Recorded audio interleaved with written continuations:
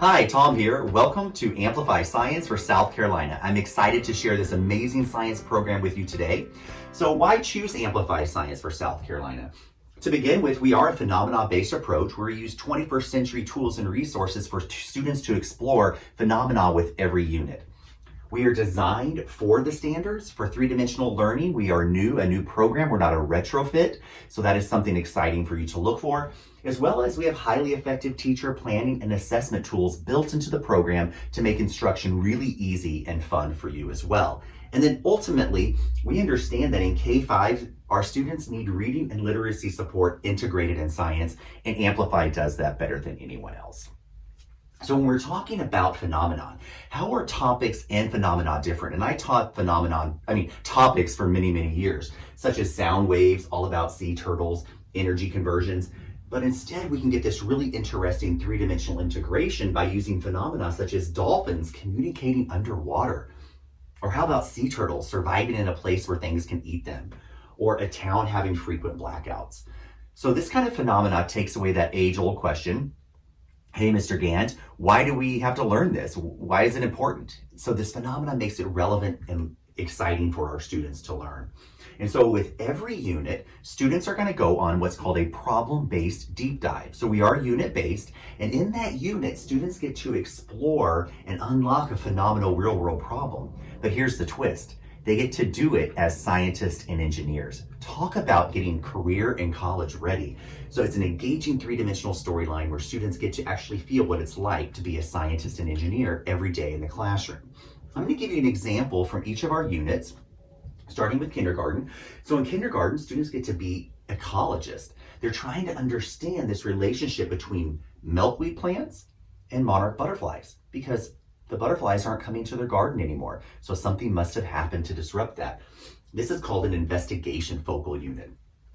In grade 1, students get to be aquarium scientists. This is our sea turtle. They take Spruce the sea turtle and they're going to release Spruce back into the ocean. But how does Spruce survive? So it's all about those plant and animal defenses. In this unit's focal study is modeling. A grade 2 engineering unit, students get to be glue engineers working on properties of materials, making a glue that's going to actually be used on their school campus. How cool is that? Grade 3, a modeling unit, civil engineers. This is going to be my example unit as well for lesson walkthroughs. How does a floating train work? Students are going to look at a magnetic levitation train, modern cool engineering science. In grade 4, one of our argumentation units, students get to be a geologist, and they have this fossil, and they're trying to figure out some interesting properties and classifications of this fossil and how it might have formed. In grade 5, another engineering unit, students get to be a water resource engineer. One side of an island gets a lot of water, the other doesn't. So what can they do to engineer and solve that problem for a growing population? So when we talk about the different units that I've mentioned, we have engineering units. We also have, every grade level has an investigation unit, such as needs of plants and animals in kindergarten. Then we have modeling units. Every grade level also has an engineering unit. No other company out there does engineering like Amplify, a full unit dedicated to those engineering challenges. And then finally, in grades 3, 4, and 5, we add an additional unit for scientific discourse called argumentation. So in K1 and 2, you have 3 units. And in 3, 4, 5, we go up to 4 units of instruction. Planning is super easy. Every unit, 22 lessons. So it makes it really easy to instruct. So you either have 66 or 88 lessons. So we are designed for this change in the standards for the South Carolina College and Career Ready standards. And we weave a three-dimensional approach through every unit, chapter, and lesson to make it really easy to instruct in this model. So what we're going to do is we're going to take those disciplinary core ideas, earth, life, physical, and engineering, and then we bring in the 8 science and engineering practices. These are the action items we want students to be able to accomplish, whether it's designing an investigation, building a solution for an engineering problem, scientific discourse, mathematical analysis, and then we have the cross-cutting concepts, things such as patterns, cause and effect. No matter what core idea I'm teaching, those are universal and across all areas. We anchor it together to amplify with an anchoring phenomenon, such as that floating magnetic levitation train in grade 3, balancing forces. What you're looking at here is the actual standard from South Carolina. And I'm going to pull out the three parts of this embedded standard. Plan and conducting investigations on balanced and unbalanced forces, objects motion, and then I love this, electric interactions and magnetic interactions. Our magnetic levitation train uses electromagnets, so students are going to uncover that as civil engineers. What you're looking at here, this is our three-dimensional statement from our teacher guide. And so you're going to see it's color-coded so teachers can easily see they're meeting the demands of the standard. Students are challenged to explain how a floating train works in order to reassure those nervous citizens. That's our phenomenon. Everything in blue there, such as conducting investigations, analyzing patterns, that's the practices. And then the core ideas about magnetic force, gravity, balanced and unbalanced forces, and motion and stability and change over time are those underlying cross-cutting concepts. Now at the lesson level, these get really short and concise. So in this lesson, students identify patterns and data based upon their investigations of which objects magnetic forces can act upon. They're going to take materials out, sort them, test magnets on them until they reveal the pattern that we as adults know is that magnets love other magnets. They are attracted to them or repelled, but they also are attracted to objects that have metal, and particularly it has to have iron in it. So a lot of our users make those an I can statement for the students, a very powerful learning objective. So now let's talk about these awesome components that you get to work with. So we have curriculum bins, which makes teaching super easy. And I have an example of a bin here in front of you. So I'm going to go through some of the items that are in the bin. So to begin with, there are 5 unique titles that are included in the curriculum bin. And so these unique titles are used throughout the course of the unit. There are 96 total books in this middle section. That means there's 18 copies of each of those titles. That is deliberate. We want to make sure that students have a partnered reading approach. So 18 times 2 means you can have a class size of 36 students. Not only in the bin do you have the student books, you also have unit questions, chapter questions, vocabulary cards, key concepts, everything to make your word wall come alive. It's also on heavy cardstock, so you don't have to laminate it unless you want to. But let's say my rappel goes missing. No worries, we got you covered. You don't have to order a new bin. Instead, you just go to your teacher platform, print out the extra vocabulary cards that you want. Whether that's visual vocabulary cards or the unit questions, chapter questions, you can print out all of that. Now, another thing you're gonna find in our bins are the hands-on manipulatives, such as these blocks, magnets, this device that you're eventually gonna build an electromagnet with in grade 3. Everything is in there, once again, for a class size of 36 students. Now, included in that bin is a copy of our investigation notebook. So we have this notebook in print. It's a consumable that has graphic organizers, data collection spaces for students to work through. Now, this also exists digitally in our one-to-one environment to where students can fill this in with some really amazing digital tools that comes in live, streams light for the teacher so they can see that work coming in. So you have options to work in print or in digital, but you do get a master copy, a blackline master for you as a teacher inside your bin. K-1 teachers get the same titles, but you get extra copies of these mega flip books so you can do that close reading on the carpet with those youngest learners. So like, whose lunch is this? Those berries, well, it's gonna get eaten by this guy here, the bear. So great resource for your K-1 teachers. I want to show while I'm here also, this is an example of one of our teacher guides. Awesome to work with, laminated cover, but teachers go right to the chapters and the lessons, have this ready to go with the spiral binding, and work with our classroom slideshows, and you're ready to teach quickly. So now let me do a quick review of what I just covered. So we have a digital and print teacher guide so you can plan the way you like. We have hands-on materials for a quick and easy setup. We have student books. Now keep in mind, everything you see is also available in Spanish. That includes the student books, vocabulary cards, all the teaching resources are also available in Spanish. And so our curriculum bin includes all the student readers, all print teaching resources, and all hands-on materials. The consumable items could be your student investigation notebooks if you're going to work in print, or our digital platform where those pages come alive for the students. I mentioned also our K-1 teachers get this awesome big flip book. So now let's talk about assessments. In Amplify, we embed the assessments in the lesson. So you have 22 lessons, you're not adding days for assessment. So we start with a pre-unit assessment. Depending on the grade level, it might be a discussion in the lower grade levels and a more formalized looking assessment in the upper grade levels. Now along the way, we're going to have per chapter what's called a critical juncture assessment. That assessment is important. We don't want to move forward until we provide necessary remediation for those students who didn't do as well. So after that assessment, we do provide remediation notes for the teacher to help those struggling learners.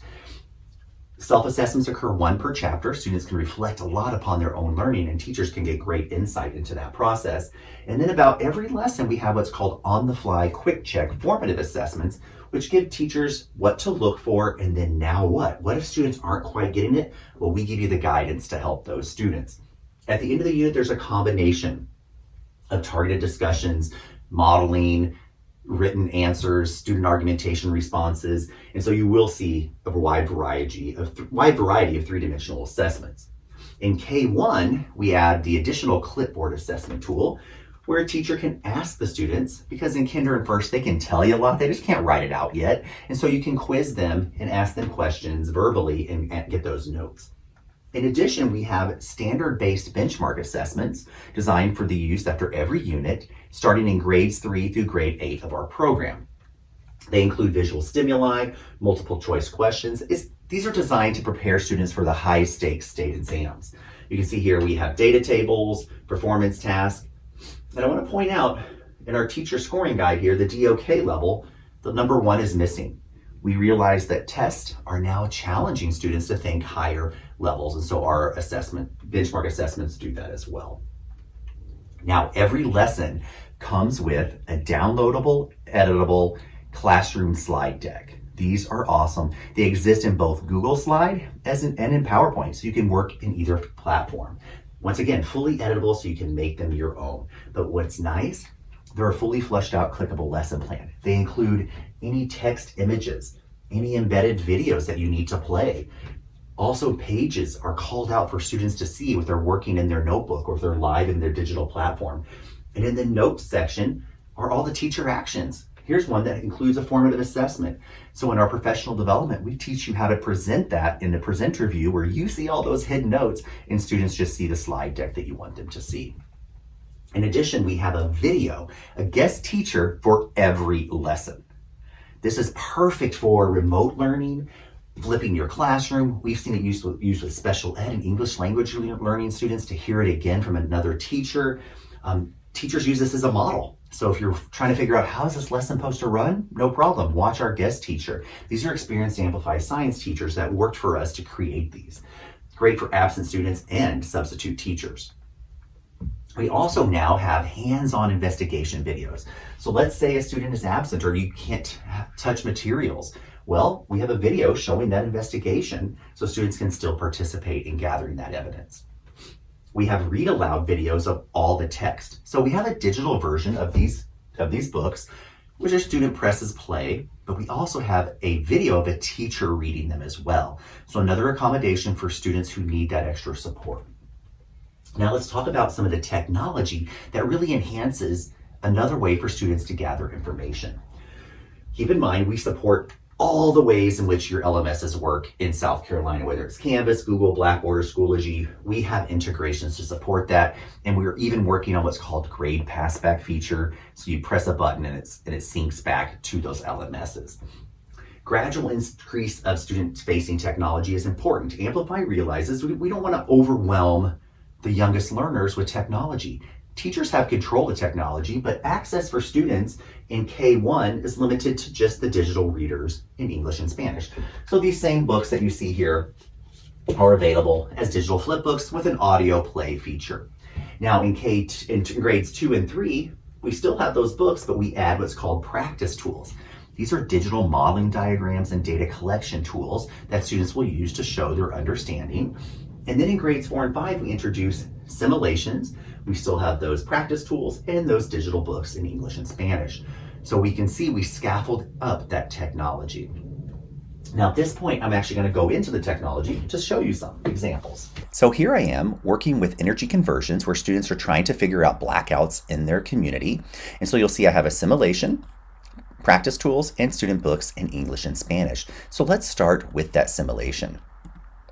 So students are going to be able to select energy sources such as sun, cranks, fuel, wind. I'm going to stick with the sun. And then along the way, they get to then design their system. So I'm going to add a solar panel. Now, if I choose the wrong connection, it doesn't match up. So I can add a motor, and I'm going to put a ball launcher. Keep in mind, students will have gone outside with solar panels from our curriculum bins and built circuits, making fans and motors work. Now, in the upper left, I'm going to hit run. So this simulation is showing students that light becomes electrical energy, electrical becomes motion, and we can actually store that energy until I hit transfer and make my ball launch. Now in this simulation, we also have the ability to analyze that data, which is so important, one of those science and engineering practices. So down here, I can see that 50 energy was transferred in, 42 was used, so 8 was lost as thermal energy, which is very common in systems that we lose heat. You'll also see in our digital environments the ability with the Espanol button in the bottom left to toggle between English and Spanish language. So the simulations are allowing students to really visualize and collect evidence in a new and exciting way. Let me go back to English. Now on my next tab, I've opened up what's called a practice tool. So in this practice tool, students are actually going to demonstrate the ability in their understanding. So let's say I want to use electrical energy and I want it to then make my fan work. And then that fan is going to put out some sound, as we know, but also it's going to put out some motion as it spins. So this is an example of a digital modeling diagram. Now the last page I have open here, the last tab, shows you our digital text. Our students can flip through, and as they do, they have a read aloud feature at the top that can then be changed to different speeds. So now that we got a preview of some of those amazing digital tools, let's talk about the interface if we go one-to-one with your students in a digital one-to-one environment. So the teacher has the ability to sign directly into Microsoft Teams, Google Classroom, Schoology, or the other LMSs. And then as soon as you hit that Teach button, you're going to see an activity slide, and this will be what's projected on the student's device. Over here on the right, that's what the teacher gets to see as those instructional resources. So I'm going to choose Start Class. The presentation loads for the students, and so they can be in sync with what the teacher is presenting, or you can release them to free range, as we can say, as they work through the curriculum. So as I progress through, this slide is actually being presented directly onto the screen of the students. Now let's say they get to a page that would normally be in the print notebook that we have here. So let's say they're working in the print notebook, but you want them to work digitally, no problem. That page is now alive on the screen, and they have digital tools to interact with it. This one happens to have a text and a drawing box. We also have audio feature where students can record themselves. They also have the ability to take pictures of things that they work on. And so here, a teacher can hit the View Work button, and they can see real-time live data coming in from the students. I can say, okay, Torticia's doing a great job. Maybe I can spot students they may not be doing as well. I can help them. But what's really nice is that let's say I want to share out Corticia's work. I click on it, hit present, and it now goes to all the students' devices, and we can have a conversation around the type of work that's being performed in the classroom. So great interactivity. So you have the option to go into this one-to-one environment or to work in print. So this is a real true solution for print, blended learning, or digital environments. Now I'm going to go into a 3-step prep process and take you through a lesson. So the first thing I want to do as a teacher is visit my digital lesson brief. Then I'm going to get materials from my curriculum bin, and then I'm going to access my classroom slides. So let me go and show you what that would look like in our digital platform. So here I am in my 3rd grade units, and I can see I have 4 of them. I'm going to go into Balancing Forces, and you'll notice it's organized by chapters, and we have some resources here on the left that teachers will use at the unit level. I'm going to skip the pre-unit assessment and not give you a test today, but let's go to the first lesson, Making an Object Move. So you'll see over here, here's my assign buttons, my teach ability, and then here's all my digital resources, my PowerPoints, my classroom slides, embedded videos that are already in my PowerPoint decks, but we have those. And let's say we want to work in print, here's the page that students will be working at that I can print out as well. So my 3-step prep is pretty simple. I'm going to come over to my materials and preparation. I'm going to get these items out of my curriculum bin. And then I definitely want to check out my differentiation brief. So we support all levels of learners with every lesson. And so here we have supports for diverse learners, any challenges that might happen in the lesson, strategies for English language learners. I go past those wonderful strategies until we get down to those students who need more support and those who need more challenge. Every lesson has this kind of differentiation support built right in. And so I get my materials, I read my differentiation brief, and I access my classroom slides, and I am ready to teach. So let's start a lesson. So in lesson 1.2, making objects move, students are going to learn about those pushes and pulls that can be acted upon certain objects. So in activity 1, we're going to be discussing some initial ideas, and we're going to introduce students to our magnetic levitation train in a video. As a teacher, I just hit play. It's already embedded in my slide deck. And the city of Faraday has arranged for a new train to come to Faraday. The citizens of Faraday were excited about having another way to get from place to place, until they heard something about the train. It's a floating train. The people aren't sure what it means for a train to be floating, but it sounds strange. The mayor of Faraday is worried that people won't ride the train. She needs our help. The mayor has asked us to figure out a scientific explanation for how the new floating train works. So once students experience the video, we're going to ask them questions and we're going to talk about the role they're going to play as scientists. And then we introduce one of our 8 different discourse routines. This is a think, pair, share routine where students are going to think, pair up, and then share out to the class. And the first question is, what makes the train rise off the track? At this point, we take all accepted answers, whether they think it's Harry Potter, Disney World, helium, but then we let them know we're going to narrow down those claims based upon evidence that we find over the course of the unit. And then here's our first chapter question, which I could also have up on the wall. Why does the train rise? And then we're going to move into a hands-on activity called Making Blocks Move. We include instructional videos to set up the investigation as well. I'll play a little bit of that for you also. We are going to try and find ways to make these blocks move. In order to investigate safely, only move the blocks sideways along the floor or desk. One way to make the block move is to hook a rubber band on one end. Only stretch the band a little so the block doesn't move too quickly. Now you will try and make the block move yourselves. These are the materials you will be using in your investigations. Try different ways of moving the blocks, even if you aren't sure they will work. So once students are set up for that investigation, we're going to talk about making observations as one of our vocabulary words. So one thing about vocabulary, we're not going to front load it and put all the 15 words on the wall at once. Students are going to be gradually introduced to it as they are exposed to that particular idea that needs that vocabulary concept. And so here, students are going to find ways to make these blocks move with materials that we've sorted out and got ready for them out of our material bin.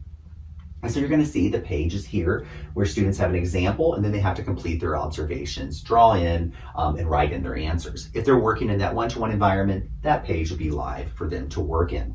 And so students are going to take these 2 blocks, move them, do pushes and pulls, and find ways to maybe use the rubber band and the balloons and other objects to make them move. And it's all about touching forces.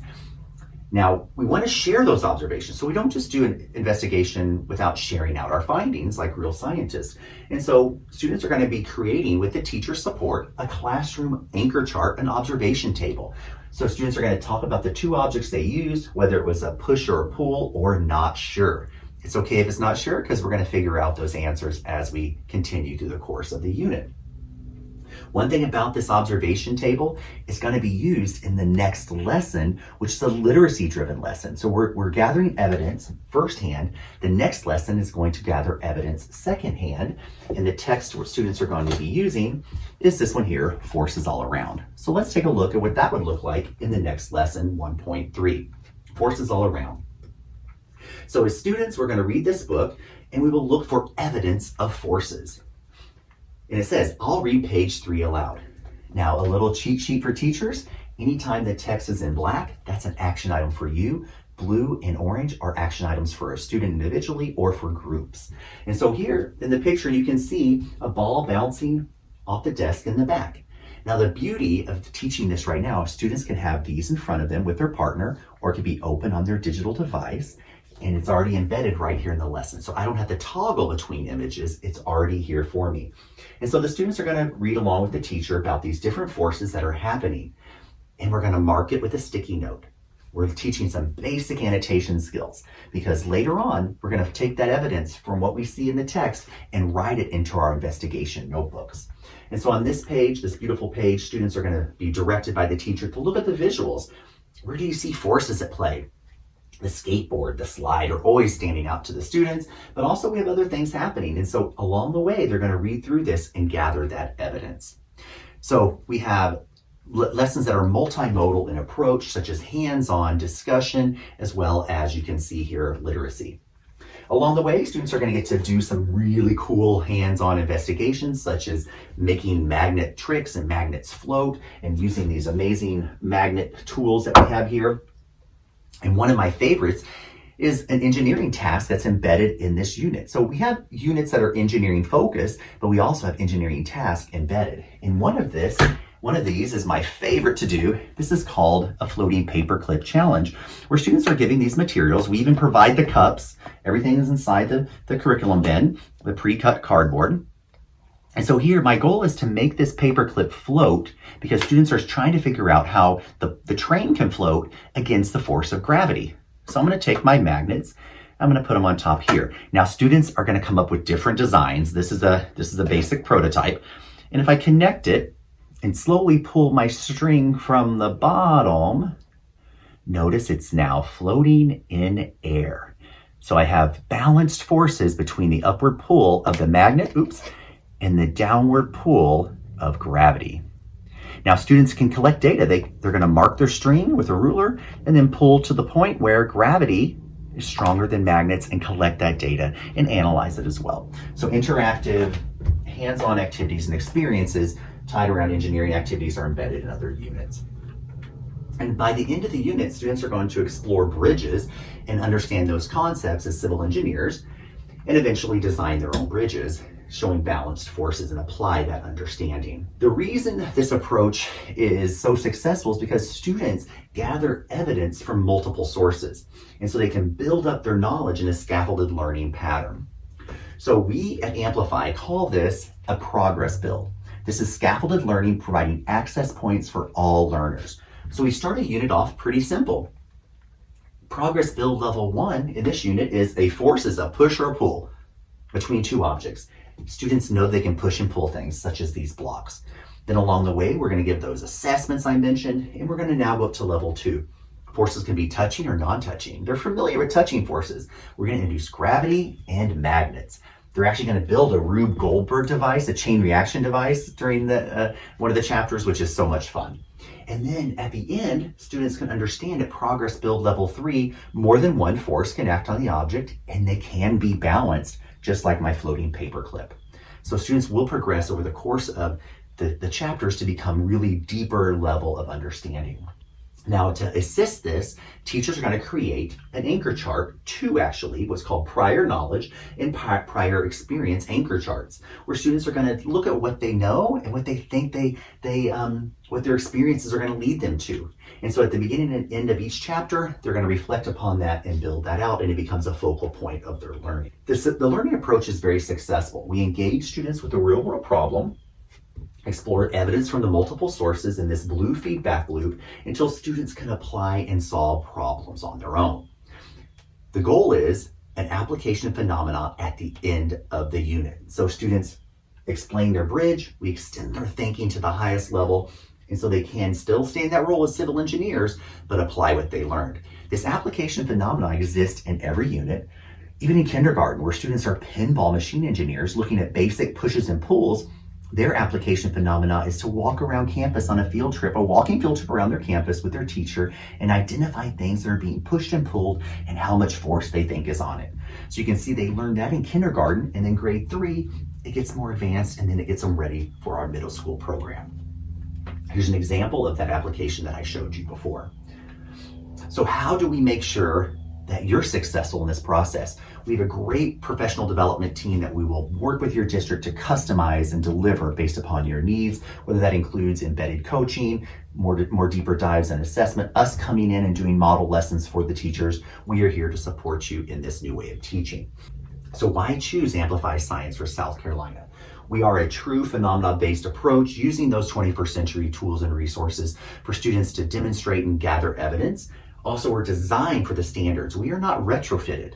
Our authorship team created this program after the new standards were finalized. We have teacher planning and assessment tools built in to make your life really easy, and reading and literacy support is integrated throughout our program. So I highly recommend you consider Amplify Science for your curriculum, and thank you again for watching my video.